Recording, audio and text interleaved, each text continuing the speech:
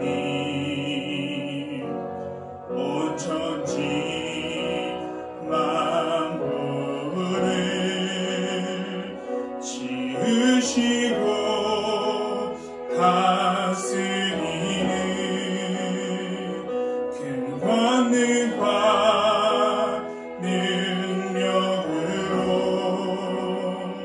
주의 말씀 이루시니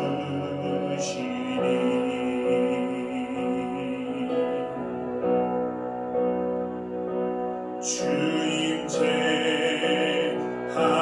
임재하실 때 모든 마음을 경배하니 어두운 권세 물러가네 오셔서 다스리소서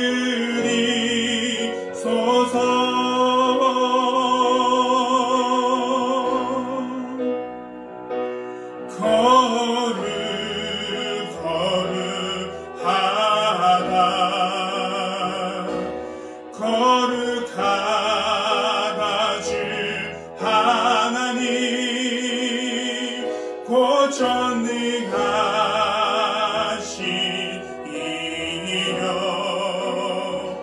하나님 나라 임하네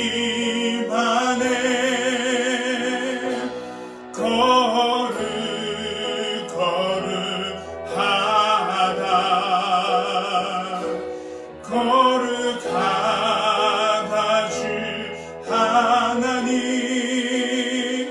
곧 전능하시리요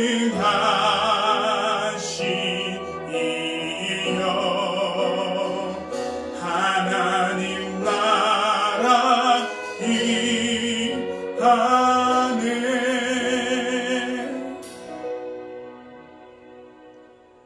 온 땅이여 여호와께 즐거운 찬송을 부를지어다 기쁨으로 여호와를 섬기며 노래하면서 그의 앞에 나아갈지어다.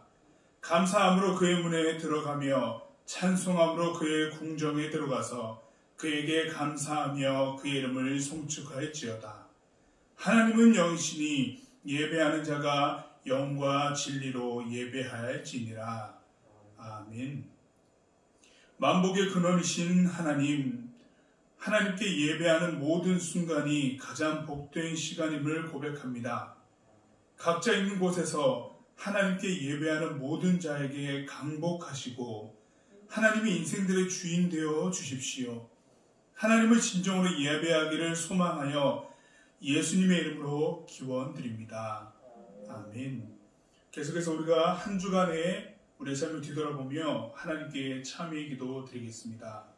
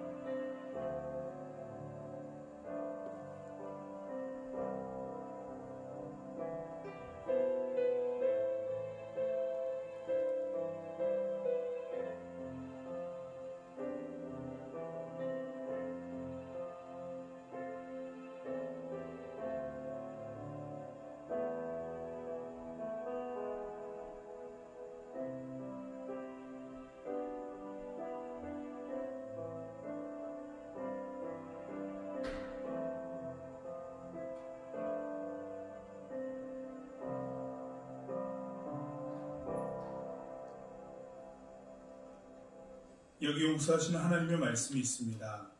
내 이름으로 일컫는 내 백성이 그들의 악한 길에서 떠나 스스로 낮추고 기도하여 내 얼굴을 찾으면 내가 하늘에서 듣고 그들의 죄를 사하고 그들의 땅을 고칠지라. 아멘. 우리의 신앙을 사도신경으로 함께 고백하겠습니다. 나는 전능하신 아버지 하나님 천지의 창조주를 믿습니다. 나는 그의 유일하신 아들 우리 주 예수 그리스도를 믿습니다. 그는 성령으로 잉태되어 동정녀 마리아에게서 나시고 본디오 빌라도에게 고난을 받아 십자가에 못 박혀 죽으시고 장사된 지 사흘 만에 죽은 자 가운데서 다시 살아나셨으며 하늘에 오르시어 전능하신 아버지 하나님 우편에 앉아 계시다가 거기로부터 살아있는 자와 죽은 자를 심판하러 오십니다. 나는 성령을 믿으며 거룩한 공교회와 성도의 교제와 죄를 용서받는 것과 몸의 부활과 영생을 믿습니다. 아멘. 우리 함께 봉헌하겠습니다.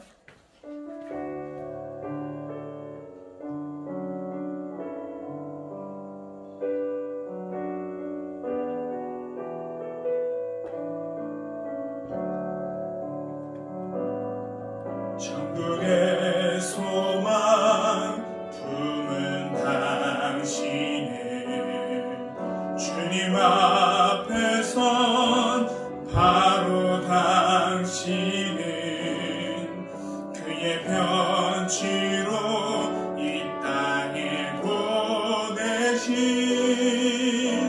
주의 손과 발 작은 예수 우리의 손은 예수님의 손 우리의 얼굴 바로 주님 얼굴 우리의 소유 모두 주님의 것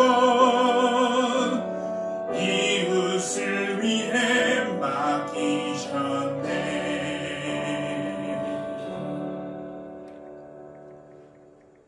모든 것의 시작이시며 끝이 되시는 하나님, 우리 인생의 모든 것도 하나님께 속히 있음을 고백합니다.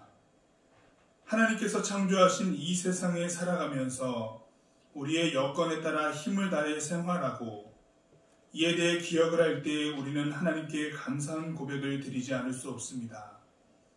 지나온 시간 동안 우리가 경험하는 은혜도 있을 것이고 알지 못하는 동안 역사하시는 하나님의 도우심도 있을 것입니다. 바라는 것은 하나님의 도우심을 되도록 많이 깨달을 수 있어서 감사의 고백을 넘치게 할 수 있었으면 좋겠습니다. 그 고백 안에서 튼튼해지는 신앙의 건강함을 가지도록 인도해 주십시오.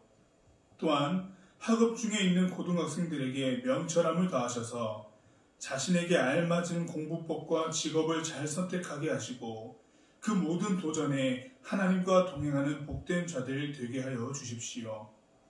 함께 고등부를 섬기는 선생님들에게 가정과 일터의 평화를 허락하시고 하나님이 주 되신 일상으로 인도하여 주십시오. 하나님께 봉헌할 수 있음에 참 감사합니다. 예수님의 이름으로 기도드립니다. 아멘. 자리에 앉겠습니다.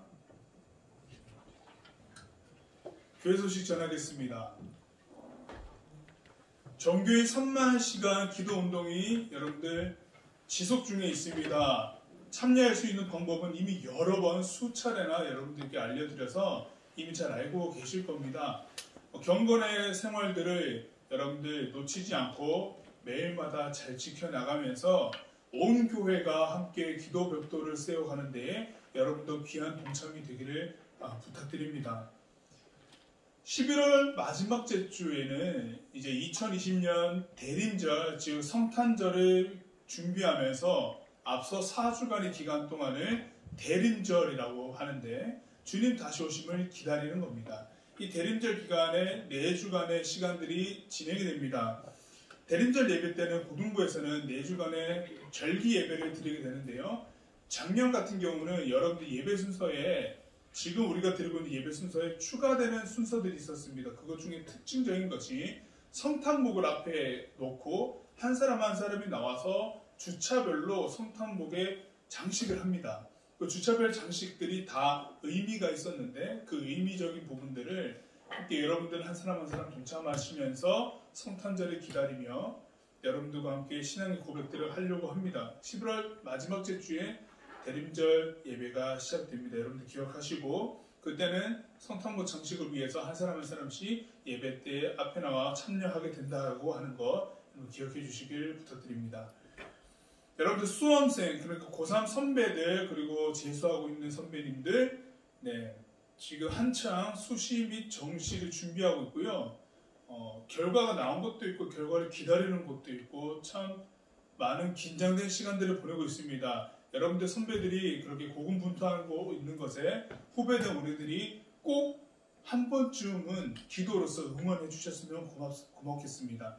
기도하실 때 꼭 고3 선배들을 위해서 여러분들 기도 제목 한 줄씩 함께 기도를 해주시면은 여러분들 선배들이 앞으로 중요한 시험을 앞두고 있으면서 큰 힘이 될 것이라 생각되고요. 여러분들도 그 시간이 되면 여러분들 동기들과 후배들을 여러분들에서 기도할 거니까 이게 바로 이제 공동체가 함께 더불어서 모든 시간들을 함께 가지는 방법들이니까요. 여러분들 꼭 기도 부탁드립니다. 2020년이 진짜 얼마 남지 않았죠. 여러분들 마무리 잘 하시고 하나님과 함께 동행하시면서 이 2020년을 잘 마무리해 가시길 부탁드립니다. 특별히 굉장히 어려운 시기들 우리가 지나왔는데 여러분들 끝까지 긴장 늦추지 마시고 코로나에서도 잘 이겨낼 수 있도록 개인 방역 수칙 지켜나가면서 학업에 임해 주시길 부탁드립니다. 이 시간에는 11월 둘째 주라서 11월 생일자 축하가 있는데 현재 11월 생일 맞은 사람 있습니다. 우리 11월 3일 날 우리 조민경 선생님 생일이셨어요. 지금 방송실 안에 계시는데요. 생일이셨고 우리 윤서, 채연이, 수호가 11월 달에 생일이 있습니다. 이 시간에는 잠깐 제가 11월 생일 맞은 선생님과 친구들을 위해서 기도하겠습니다. 하나님, 11월 달 고등부에 이렇게 태어나 함께 하나님이 예배하는 공동체 안에서 만나게 하심을 감사드립니다. 조민경 선생님, 박윤서, 이채연, 박수호, 하나님 선생님과 친구들의 모든 일상 가운데 함께 해주십시오. 더불어서 살아가는 모든 이야기들 속에 하나님께서 함께 하셔서 감사의 이야기가 넘쳐나게 하시고 앞으로 나아갈 모든 신앙의 발걸음과 삶의 걸음 가운데 함께 하셔서 그 모든 걸음을 주장하여 주시길 부탁드립니다. 우리 선생님 가운데는 일터와 가정과 그 나아가는 모든 순간순간마다 하나님 인도하여 주시고 하나님께서 이끄시는 것 가운데 하나님의 은혜 가운데 그 걸음을 한 걸음을 잘 떼어 나갈 수 있도록 복을 더하시며 우리 친구들 가운데는 무엇보다 가장 중요한 학업의 모든 순간들마다 힘을 더하여 주시기를 간절히 부탁드립니다. 하나님께서 함께해 주시면은 넉넉히 이겨나갈 수 있음을 우리는 믿습니다. 그 신앙 안에서 함께 걸어나가며 11월 달 생일 맞은 선생님과 친구들 가운데 하나님께서 주인 되시며 그 은혜 가운데 걸어나갈 수 있는 귀한 시간들로 나아갈 수 있도록 함께 해주십시오. 고등부 안에서 만나게 하신 주님 감사합니다. 예수님의 이름으로 기도드립니다. 아멘. 이 시간 하나님의 말씀을 보기 전에 여러분들과 함께 오늘 또 찬양 나눔을 할 텐데요. 이 시간에 언제 조민경 선생님께서 찬양 나눔을 찬양을 준비해 주셔서 함께 간증으로 나눠 주셨는데 올해는 이제 찬양 나눔으로 여러분들과 함께 나누고픈 찬양들을 제가 영상으로 담아옵니다. 12월 마지막 주까지 찬양 나눔은 영상으로 함께 할 텐데요. 오늘 또 주께 드리네 라는 찬양으로 여러분들과 함께 찬양을 나눴으면 좋겠습니다.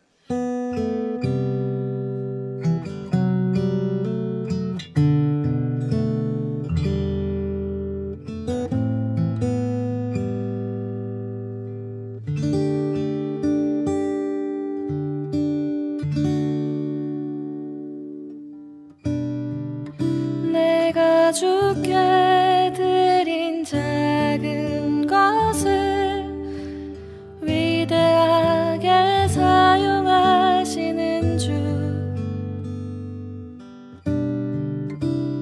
연약한 나의 삶 통해 주의 뜻을 이루시네.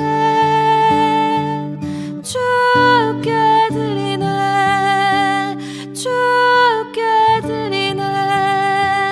나의 삶, 나의 모든 것 주께 드리네.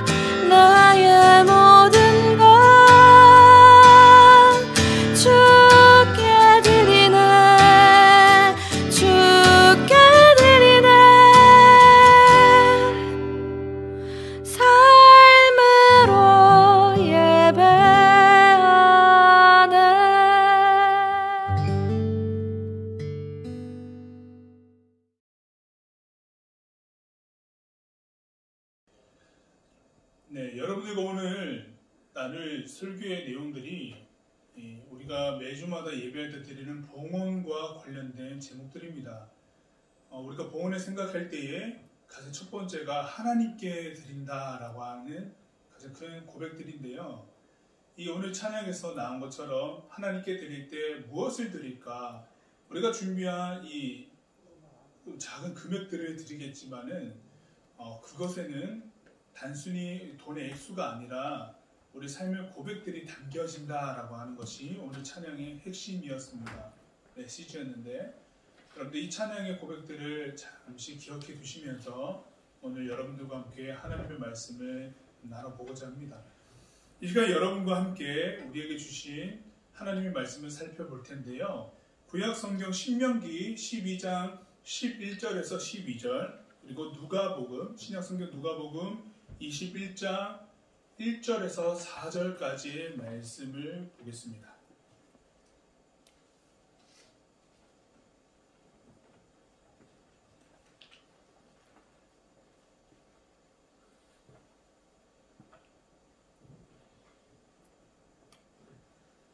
먼저 구약성경 신명기 말씀 여러분과 함께 읽겠습니다. 2절인데요.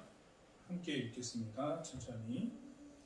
너희는 너희의 하나님 여호와께서 자기 이름을 두시려고 택하실 그곳으로 내가 명령하는 것을 모두 가지고 갈지니 곧 너희의 번제와 너희의 희생과 너희의 11조와 너희 손의 거제와 너희가 여호와께 소원하는 모든 아름다운 소원물을 가져가고 너희와 너희의 자녀와 노비와 함께 너희의 하나님 여호와 앞에서 즐거워할 것이요 내 성중에 있는 레위인과도 그리할지니 레위인은 너희 중에 분깃이나 기업이 없음이니라. 누가복음 21장 1절에서 4절까지 말씀. 이 말씀은 교독하도록 하겠습니다. 제가 먼저 읽고 여러분들이 읽겠습니다. 예수께서 눈을 들어 부자들이 헌금함에 헌금 넣는 것을 보시고 또 어떤 가난한 과부가 2렙돈 넣는 것을 보시고 이르시되 내가 참으로 너희에게 말하노니 이 가난한 과부가 다른 모든 사람보다 많이 넣었도다. 저들은 그 풍족한 중에서 헌금을 넣었거니와 이 과부는 그 가난한 중에서 자기가 가지고 있는 생활비 전부를 넣었느니라 하시니라. 아멘. 네, 예배와 헌금에 잇된 의미라는 제목으로 여러분들과 함께 하나님의 말씀을 나누고자 합니다. 오늘 설교의 주된 핵심은 헌금에 관한 것인데요. 지지난주에 503주년 종교개혁 기념주일 예배를 통해서 오늘날 우리의 고민은 무엇일까? 오늘 예배하는 우리들의 고민 그리고 종교개혁을 기념하고 있는 우리들이 오늘 하나님께 고민해야 될 그 고민의 부분들은 무엇일까? 라고 했을 때에 결론적인 부분은 나는 어떻게 하면 진정성 있는 예배를 드릴 수가 있을까? 이런 질문, 이 질문을 해야 된다 말씀드렸습니다. 이곳이냐 저곳이냐 어디서 예배드려야 되냐 반복론적인 부분이 아니라 나는 진정성 있는 예배를 어떻게 드릴 수 있겠는가? 나에게 진정성 있는 예배는 무엇인가를 질문해 보라라고 이렇게 말씀을 드렸는데요. 핵심이 진정성이었죠. 진정성. 이 진정성이라는 말은요. 여러분 참 신뢰가 되는 단어예요. 그렇죠. 이 진정성이라고 하는 이름을 붙인 브랜드, 카페 브랜드도 나왔죠. 혹시 카페 진정성이라고 하는 카페를 혹시 보신 적이 있는지 모르겠는데 우리가 늘 즐기고 있던 그 어떤 요소적인 부분에 진정성이라고 하는 단어를 붙인 브랜드가 나오기 시작했어요. 그럼 사람들이 그 카페의 로고를 보면 어떻게 될까요? 확인하지는 않았으나 그 카페 이름을 통해서 제 개인적인 느낌은 무엇인가 바르게 하려는 생각이 있겠구나라고 하는 어느 정도 전제를 깔고 들어가야 됩니다. 진정성이라는 단어 자체가 주는 의미가 신뢰가 될 법한 느낌을 주죠. 그 이미지를 떠올려 보면은 뭔가 되게 젠틀할 것 같다. 라는 느낌이 들어요. 그리고 젠틀함을 넘어서서 자신이 하고 있는 그 모든 일에 대해서 굉장한 철학적인 부분이나 생각과 가치관에 다 투영되어서 무엇인가 제대로 해보고 싶다라고 하는 그런 이미지를 주거든요. 어떻게 보면 굉장히 고결하다는 느낌까지 줄 수 있는 게 진정성인데, 이 진정성이라고 하는 단어 자체의 뜻이 진실하고 참되다 라는 뜻이거든요. 진실하고 참되다. 헬라어로는 알레데이아라고 합니다. 알레데이아. 우리가 지지난주 진정성에 관한 것을 이야기할 때 요한복음 4장 24절 말씀에 대해서 나눴었죠. 하나님의 영이시니 예배하는 자가 영과 진리로 예배할지니라 라고 했을 때 이 진리라고 하는 단어가 알레데이아였거든요. 근데 이 알레데이아가 진리라고 해석도 되면서도 진정성이다 라고 하는 의미도 갖고 있기 때문에 진리를 이야기할 때, 영과 진리로 예배할지니라 라고 했을 때는 진정성 있는 예배를 드려야 할 것이다 라고 여러분들에게 설명을 해드렸습니다. 참된 이치, 참된 방법을 가지고 내가 어떻게 하면 충분한 마음을 들이면서 하나님께 예배할 수 있을까? 그 예배의 방법들, 그리고 어떻게 하면 마음을 들여서 예배할 수 있을까? 라고 했을 때에 우리에게 주어진 하나님을 예배하는 것에 있어서의 최대한 우리가 드릴 수 있는 진정성이라고 하는 것은 예수 그리스도를 통하여서 예배합니다라고 하는 고백이다라고 하는 건데요. 하나님을 예배할 때 영과 진리라고 했을 때 이 진리라고 하는 것이 성경에서는 언제나 누구를 가리키냐면 예수님을 가리킵니다. 우리에게 있는 진리는 예수님. 우리에게 바로 참되고 진실된 것이라고 하는 것은 예수님을 통해서 우리가 확인할 수 있는 그 모든 신앙의 길들과 복음이라고 하는 것들인데, 그러한 것으로 하나님이 예배하는 거예요. 그렇기 때문에 우리의 예배는 예수 그리스도께서 가르쳐 주시고 보여주신 복음으로 드려집니다. 예배 때. 이게 없으면 예배가 아니죠. 이 안에서 복음이 없으면 예배가 안 되는 겁니다. 제가 여기 서서 제 이야기만 실컷 하고 간다 생각해 보세요. 그게 예배일까요? 하나의 강연으로 끝날걸요? 예배라고 얘기할 수 없어요. 여기가 왜 예배될 수 있냐면 성령과 더불어서 하나님께서 주신 말씀을 통하여, 즉 예수 그리스도께서 우리들에게 가르쳐주고 보여주신 복음이라고 하는 것, 이것이 있기 때문에 예배가 될 수 있는 거죠. 이것이 없으면 안 되죠. 이게 진리라고 하는 것이고 우리가 표현해낼 수 있는 예배의 진정성이라고 하는 겁니다. 그럼 우리의 진정성은 예수님이다라고 말씀드렸을 때, 그러면은 예수님께서는 어떤 진정성을 가지고 하나님께 나와 계셨을까? 복음서에 보면은 예수님께서 활동하시면서 하나님의 나라 그리고 천국이 가까이 왔다 회개하라 라고 얘기하셨을 때에 예수님께서 이 땅 가운데서 받았던 하나님의 일을 함에 있어서의 소명이라고 하는 것이 있었죠. 하나님의 일을 함에 있어서도 예수님께서 언제나 사람들이 예수님께 집중하려고 할 때는 본인 스스로를 낮추시고 늘상 하나님 아버지를 바라봐야 될 것을 이야기하셨습니다. 그랬을 때에 예수님께서는 어떤 진정성을 가지고 그때 당시에 우리가 알고 있는 33년간의 이 땅 가운데 계셨을 때 생활을 하셨던 것일까? 그럼 예수님 나름대로의 진정성은 무엇이 있었을까? 라고 했을 때는 예수님의 진정성은 말 그대로 우리가 너무나도 명확하게 알고 있는 십자가입니다. 십자가. 예수님께서 십자가에 못 박혀 돌아가셨어요. 그리고 3일 만에 부활하셨을 때에 그 십자가에 못 박혀 돌아가셨을 때 당연히 우리가 아는 것처럼 생명을 다 내어주셨습니다. 그 생명을 다 내어주실 때에 그 몸에 있던 물과 피를 다 쏟으셨다라고 하는 우리의 직접적인 표현도 복음서에 나와 있죠. 그러시면서 그렇게 생명을 내어주고 우리를 영영이 죽을 수밖에 없는 우리를 살리신 분, 구원하신 분이다라고 하는 것이 복음서의 핵심인데, 이것이 예수님의 진정성이에요. 누구를 향한? 하나님을 향한 진정성. 그 진정성에 생명을 내어줌이라고 하는 것이 있죠. 예수님의 진정성이죠. 이것으로 우리가 예배드려요. 그래서 구체적으로 말하자면은 우리가 예배드릴 때 우리의 진정성이 예수 그리스도를 통하여서, 그리고 예수 그리스도께서 우리들에게 가르쳐주시고 보여주시고 우리들에게 지금까지도 사도들과 예수를 믿었던 제자들의 입술과 입술을 통해서 기록된 하나님의 말씀을 통해서 알게 된 복음으로 우리가 예배드리는 것, 이것이 우리의 진정성, 마음을 드릴 수 있는 하나님께 드린 예배다라고 하는 것을 말할 때, 그럼 예수님께서 좀 더 구체적인 좁은 의미로 예수님께서 보여주신 진정, 예수님께서도 성육신 하셔서 우리와 같이 몸을 입고 계시면서 하나님을 그때 당시에 예배하고 계셨을 때 예수님의 진정성은 바로 생명을 내어줍니다라고 하는 것. 우리를 위해서 생명을 내어주시면서까지 하나님께서 우리를 향한 마음이 어떤지에 대해서 말 그대로 진정성이라고 하는 것을 보여주셨죠. 생명이라고 하는 것.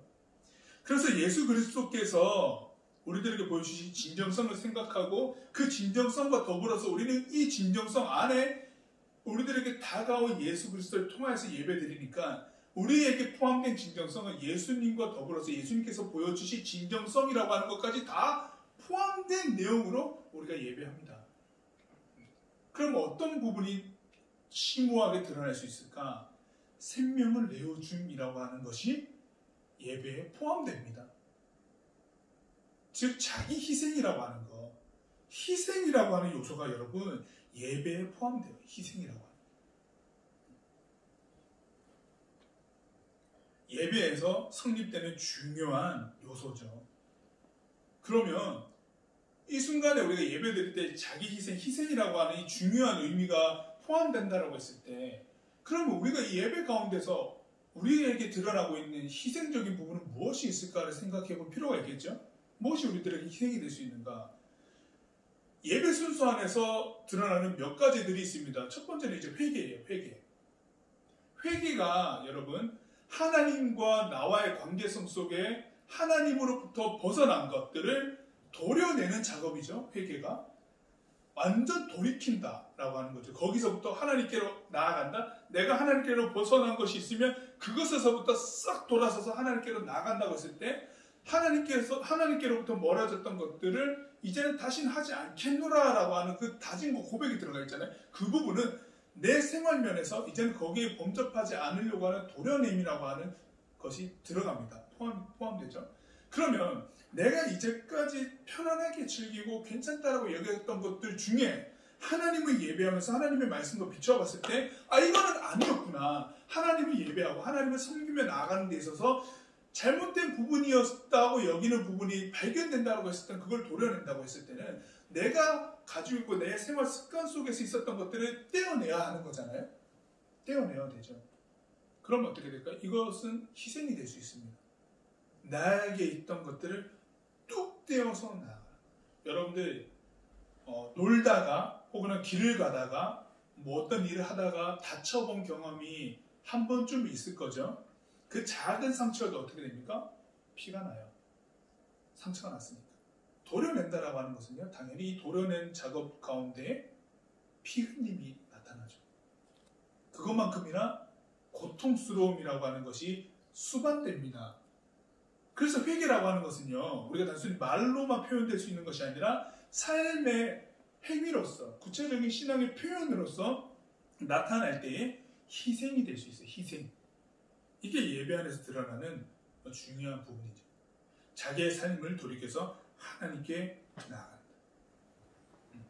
근데 여러분들, 이 회개라고 하는 부분들을 우리가 정말 마음을 들여서 한다라고 했을 때 나는 회개할 것이 없다. 내가 잘못된 것이 없어요.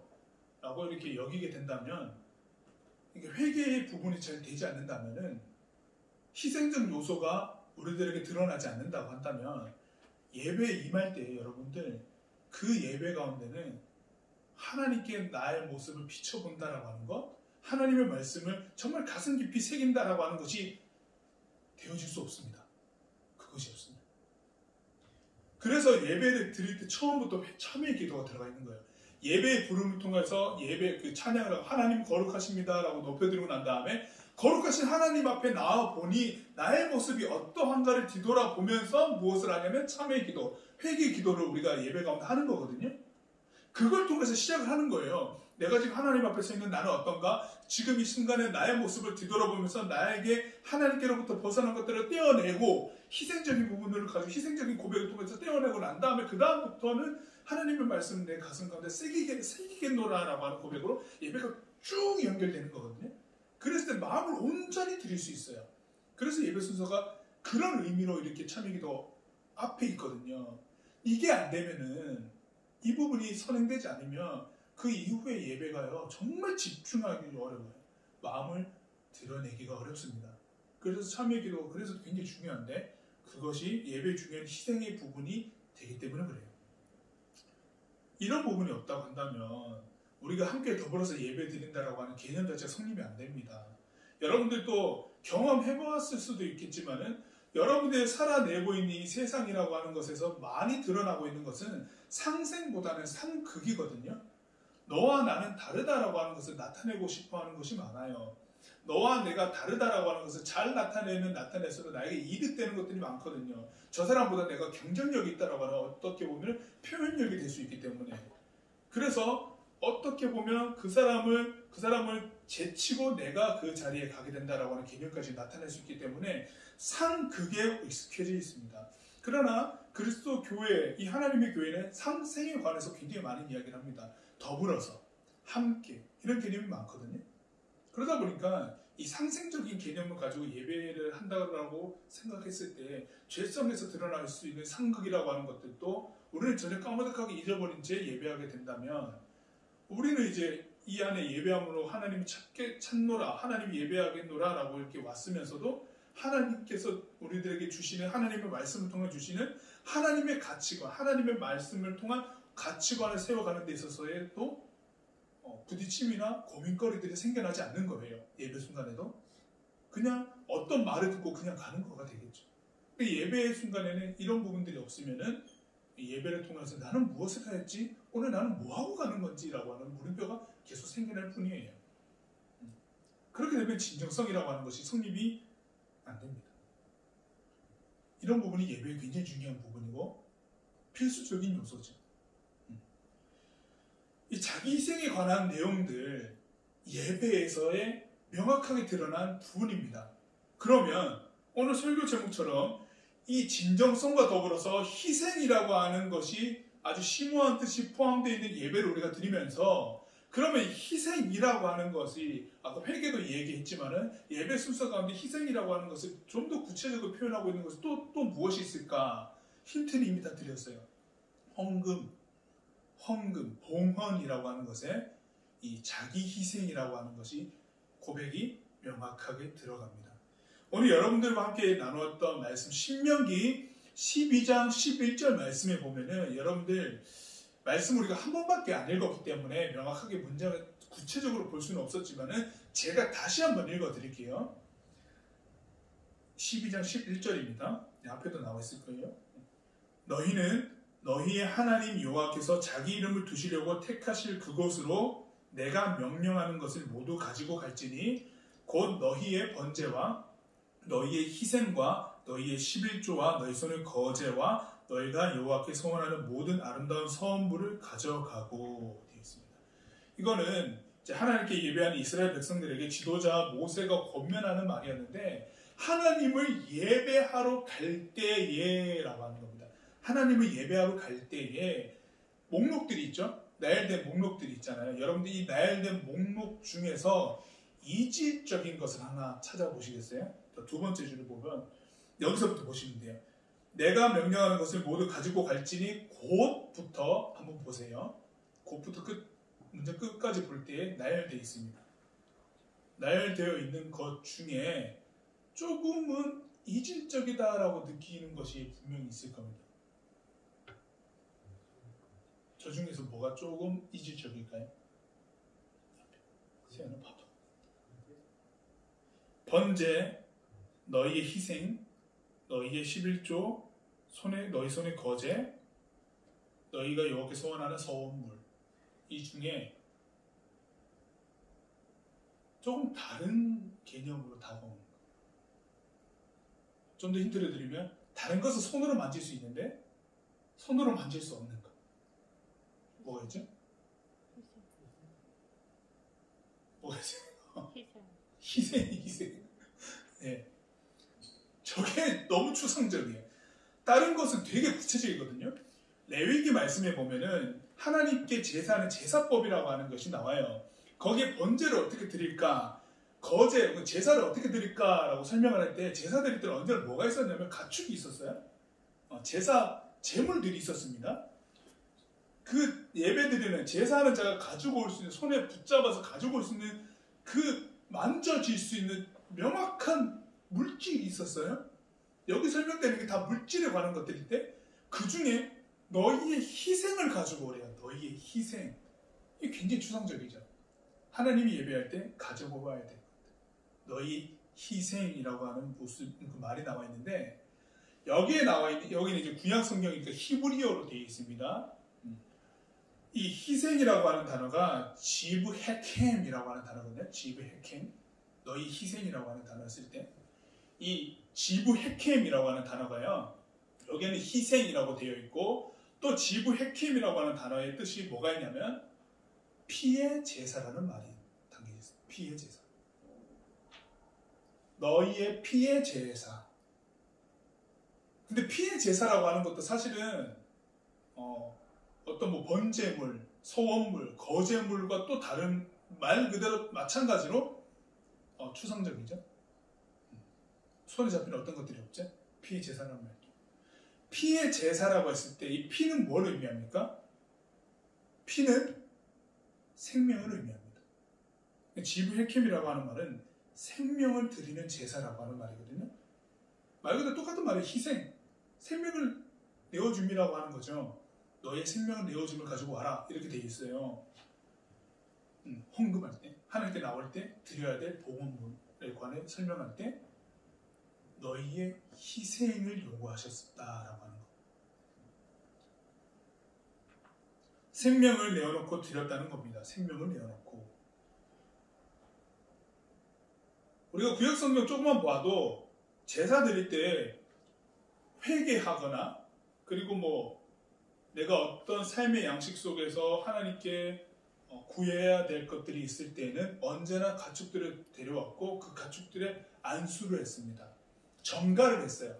가축을 데려온 주인의 그 상태와 상황이라고 하는 것들, 의미라고 하는 것을 데리고 온 송아지나 염소나 양에게 정가했습니다. 안수해서 정가하고 난 다음에 그 양이 대신 죽었어요. 양이 생명을 내어주었죠.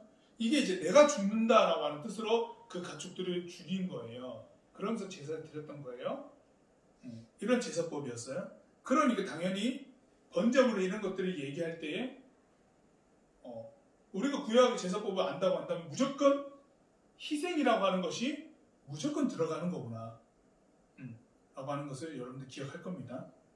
근데 오늘날의 예배는 어떻습니까? 우리 여러분들 뭐 우리가 예배 드릴 때 구약에처럼 우리가 손에 예배 드릴 때마다 내가 귀중하게 생각했던 그 어떤 동물이나 가축들을 데리고 와서 정가해서 이렇게 하지 않잖아요? 지금 전혀 그렇지 않죠.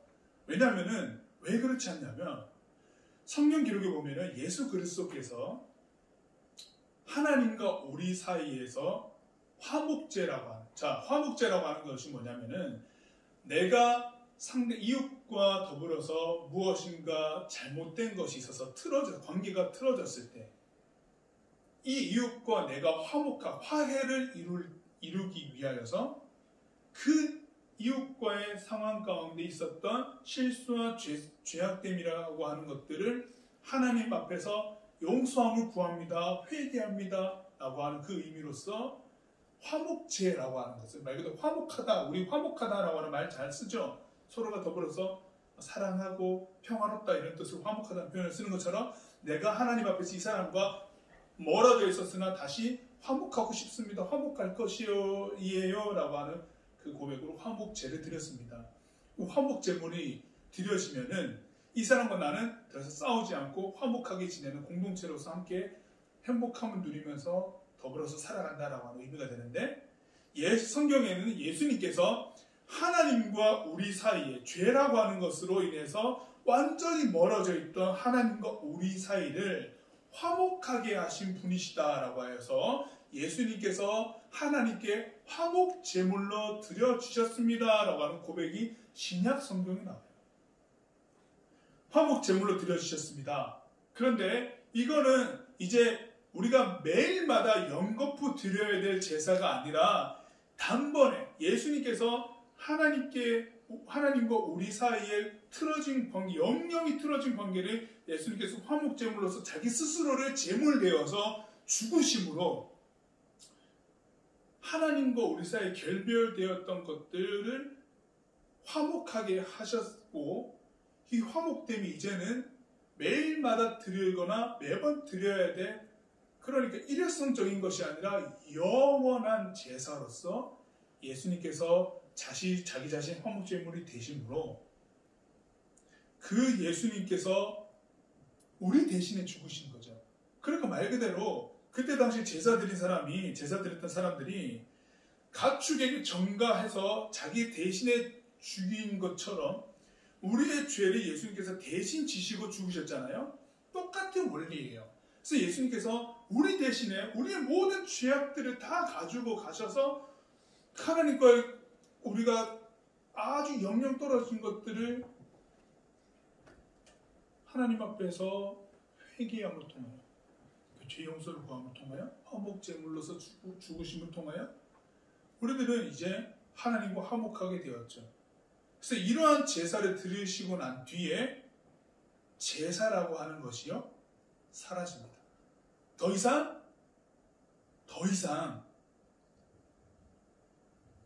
우리가 하나님 앞에서 제사 드릴 필요가 없고, 이제는 우리의 영원한 화목 제물 대신 예수 그리스도를 통하여서 예배하면 된다라고 하는 걸로 바뀝니다. 그러면서 제사가 없어지고 더 이상 가축을 가져와서 안수하고 죽이고 하는 이 행위들이 사라지고요.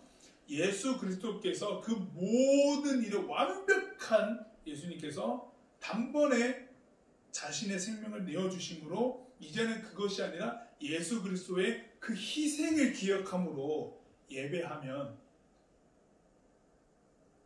그것이 우리가 구약 성경에서 보는 그 제사에서 드렸던 것처럼 예수 그리스도를 통해서 예배를 하게 된다고 한다면 그 모든 것이 성립이 된다는 거 하는 거예요. 성립이 된다.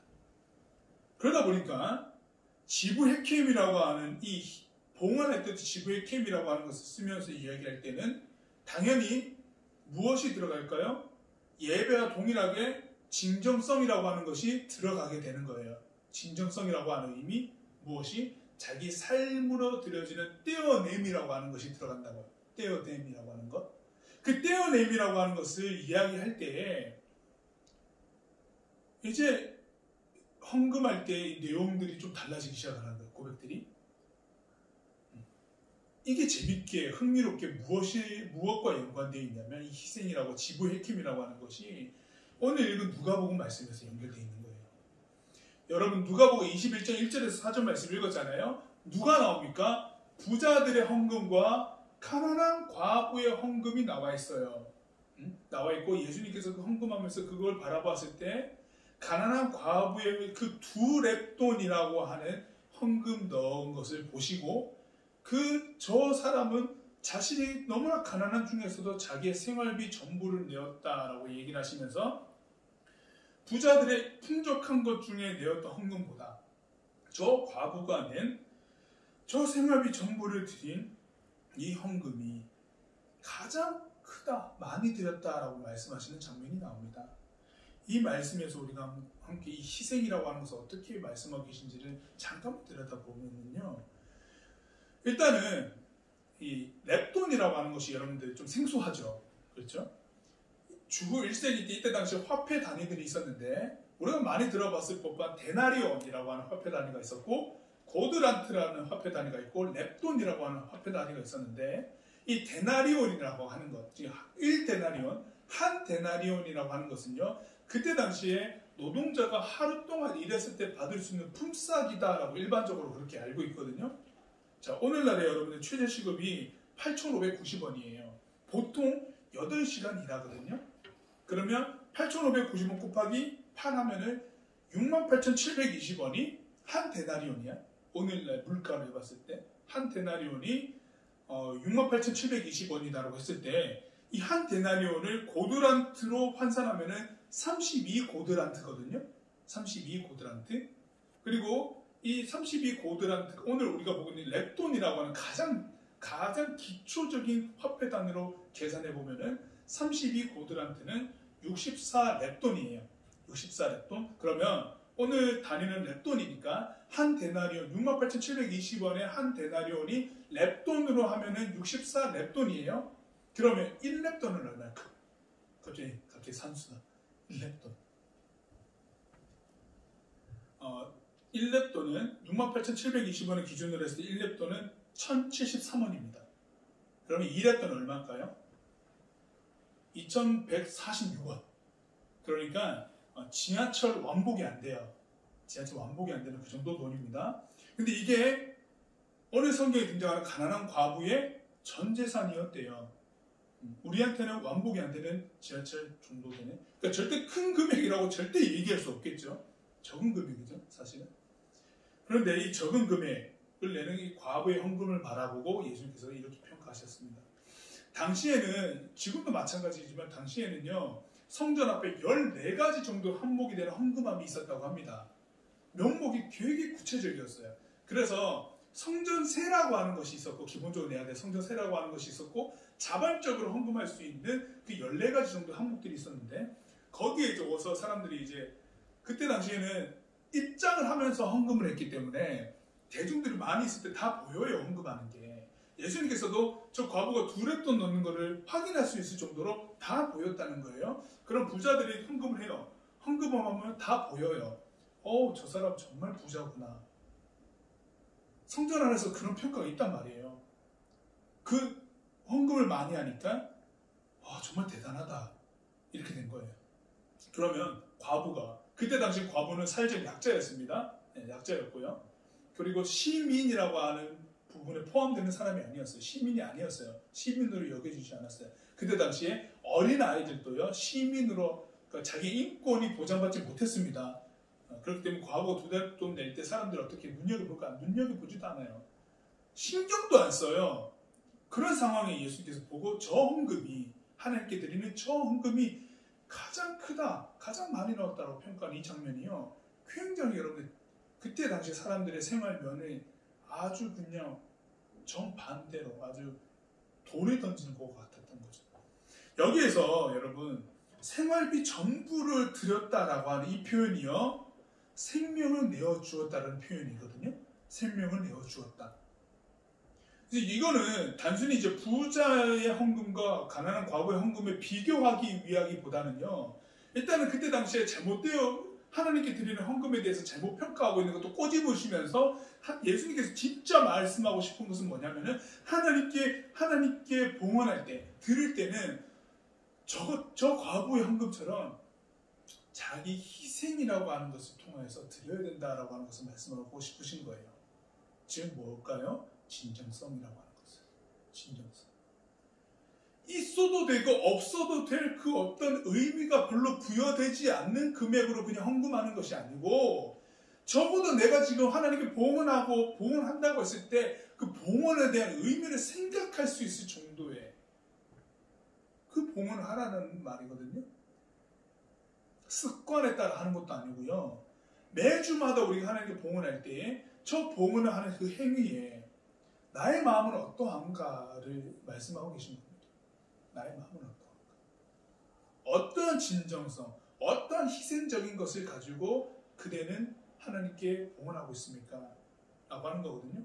이게 예배 안에서 회개와 봉헌이 같이 돌아가면서 진정성을 완성해 가는 부분인데, 우리는 이거를 겸허하게 생각을 해봐야 돼요. 단순히 예배할 때 돈 낸다 이걸로 우리가 표현할 게 아니고, 우리가 명확하게 하나님을 섬겼던 자들이 하나님께 봉헌할 때 드렸던 그 마음을 생각해보라라고 하는 거죠. 성경 말씀대로 봉헌할 때 하나님께서 무엇을 원하셨는가라고 하는 것을 우리가 생각해보자라고 하는 거예요. 봉헌은 무엇으로 해야 됩니까? 우리의 진정성이에요. 진정성. 적어도 봉헌할 때 우리의 마음을 담아야 되는 거죠. 나에게 인지가 될 만한 고백이 있어야 된다라고 하는 거예요. 인지가 될 만한. 그게 우리의 봉헌의 참 의미가 되어야 하거든요. 금액이 많고 적음이 절대 아닙니다, 여러분. 내가 그래서 여러분들 저기 주정 헌금 봉투에다 봉헌하실 때 여러분들이 준비한 이 헌금을 내실 때는 단순히 그냥 준비한 돈 넣어서 그냥 낸다. 그냥 몇 초도 안 되는 시간 동안 내고 그냥 들어온다. 이렇게 생각하지 마세요. 봉헌은 그렇게 하는 것이 아닙니다. 저 봉헌을 드릴 때에는 여러분들의 진정성 있는 마음이 들어가야 됩니다. 그리고 내가 인지할 수 있는 나의 희생적인 부분이 들어가야 된다고 성경은 얘기하고 있죠. 그렇다면은 내가 인지할 수 있을 정도의 고백이 담겨질 수 있는 봉헌은 무엇이 있을까? 여러분들 식사하죠. 밥 먹잖아요. 예를 들어서 한 끼 식사를 내가 금식을 하고 주일헌금을 준비합니다 라고 했을 때 여러분들에게는 삶에서 떼어낼 수 있는 분명한 것인데, 한 끼를 굶었다라고 하는 것은 여러분들 몸으로서 생각으로서 기억할 수 있는 부분들입니다. 그러면 오늘 주일날은 내가 드리는 이 헌금의 고백들은 내가 한 끼를 금식하면서 하나님께 준비한 봉헌을 드립니다라고 하는 생각이 되어지겠죠? 마음의 준비가 되어지겠죠? 그런 것을 여러분들 그냥 내고 들어올 수 있을까요? 아니거든요. 한 번 멈춰설 수 있습니다. 삶 속에서 그런 고백을 한 번 멈춰설 수 있다고요. 주일 예배 드릴 때, 그 봉헌을 드릴 때는 한 번에 멈춰섬이 될 수 있어요. 잠깐 멈춰서서 봉헌 드릴 때 기억을 할 수 있어요. 내가 이 봉헌을 준비하기 위해서 한 끼를 굶었었지, 금식했었지. 그때 금식하면서 하나님께 드린다라고 하는 그 마음을 가졌었지.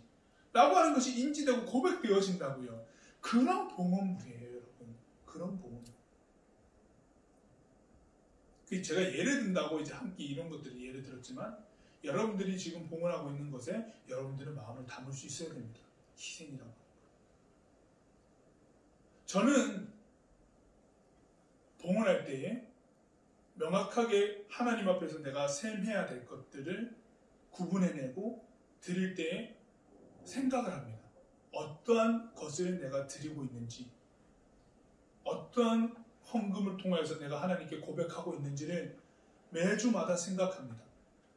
생각하고 그것이 결단코 큰 금액은 아닐지라도, 그러나 내가 드릴 수 있는 지금의 형편에서 내가 드릴 수 있는 매주마다 헌금과 절기 때 헌금들을 계산해 봤을 때 내가 이 정도는 드릴 수 있겠구나라고 했을 때에는 이게 나의 삶의 정말 중요한 일부분이다, 한 부분이다라고 하는 고백으로 드려요. 그럼 어떻게 될까요? 떼어냄입니다. 떼어냄. 하나님께 드리는 내 삶의 고백으로 떼어냄이 되는 거예요.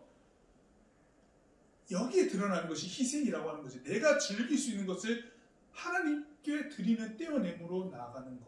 여기서도 이제 봉헌에서도 오늘 여러분들 읽은 신명기 말씀에서도 너희의 희생이라고 하는 것이 해당되는 거예요. 그러니까 봉헌은 우리의 희생이 그래서 들어가는 거죠. 이러한 고백으로 봉헌이 된다고 했을 때 봉헌 자체가 예배의 고백이 되는 겁니다. 그래서 예배는요, 헌금과도 굉장히 크게 잇대어 있습니다. 크게 잇대어 있어요. 이것이 여러분들이 매주마다 예배할 때 드리는 봉헌의 의미입니다. 봉헌의 의미. 여러분 기억하십시오. 이게 하나님께서 기뻐하시는 봉헌입니다. 헌금. 그렇기 때문에 여러분, 우리가 온라인 상황이라 할지라도 여러분들 온라인이면 직접 와서 헌금하는 것이 아니잖아요. 온라인은 계좌 이체를 합니다. 저도 온라인 상황에 계좌 이체를 했습니다. 계좌 이체할 때도 우리가 현물로서 손에 잡히지 않는 것이다 할지라도 계좌 이체할 그때에 내가 드릴 수 있는, 인지할 수 있는 삶의 고백이 당연히 있을 수 있죠. 당연히 있을 수 있죠. 방법이 달라진다 해서 우리가 드리는 마음이 바뀌어져서는 사실 안 되죠.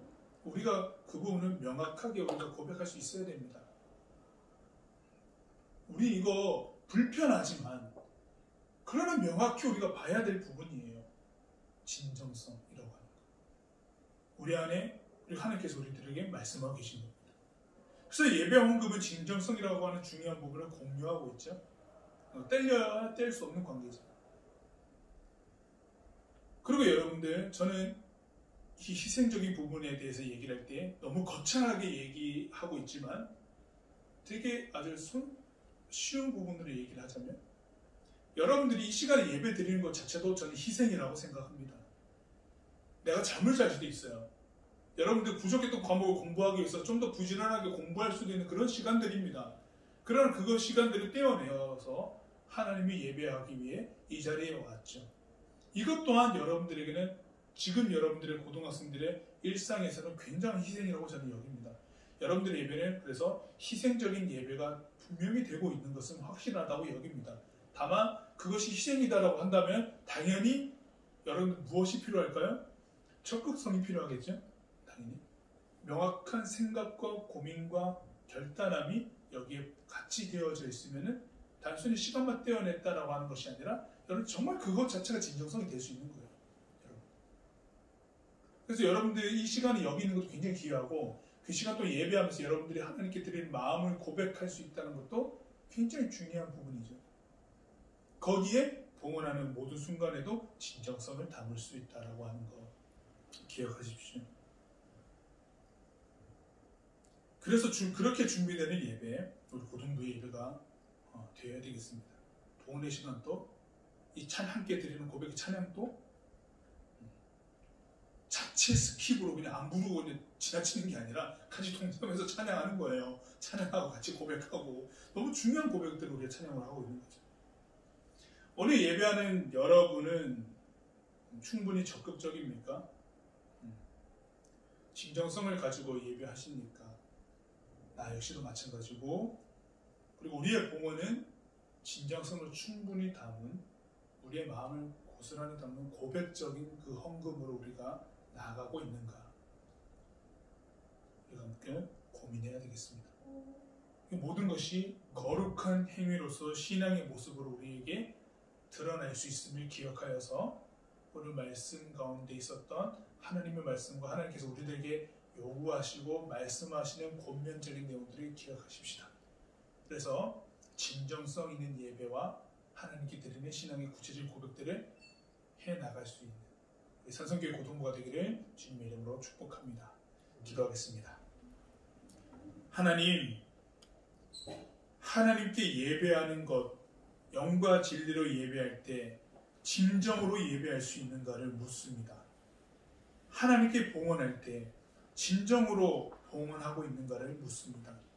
하나님께 회개할 때 우리의 진정성 있는 회개함으로 하나님께 서 있는가?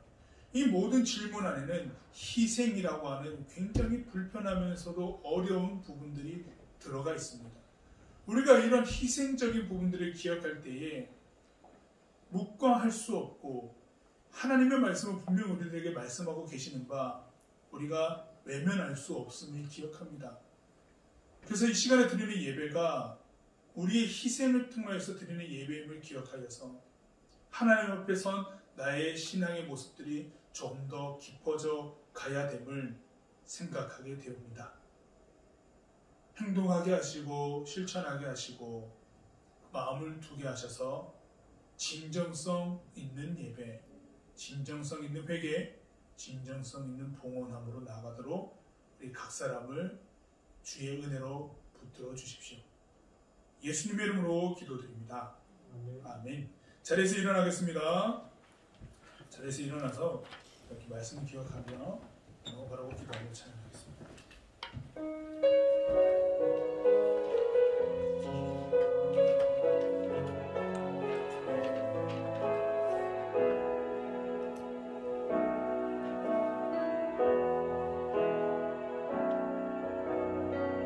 이 세상을 살아가는 동안에 나의 힘을 의지할 수 없으니 기도하고 낙심하지 말 것은 주께서 참 소망이 되심이라. 하나님의 꿈이 나의 비전이 되고 예수님의 성품이 나의 인격이 되고 성령님의 권능이 나의 능력이 되길 원하고 바라고 기도 함께 고백합시다. 하나님의 꿈이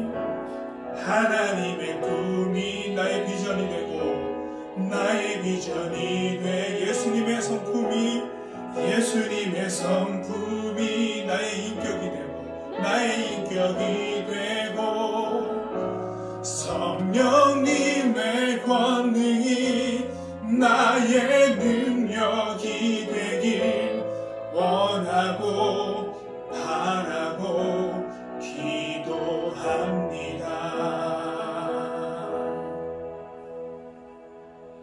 지금은 막힌 담을 어시고 길과 진리 되신 우리 주 예수 그리스도의 은혜와 그 다음 없는 하나님의 사랑과 정의와 공의를 이루시는 성령님의 역사하심이 진정성 있는 예배, 진정성 있는 회개, 진정성 있는 봉헌함을 통하여 하나님께 나아가고자 다짐하는 각 처소에서 예배하는 산성교회 고등부 한 사람 한 사람 모든 일상 가운데에 영원까지 함께 하시기를 간절히 축원하옵나이다. 아멘.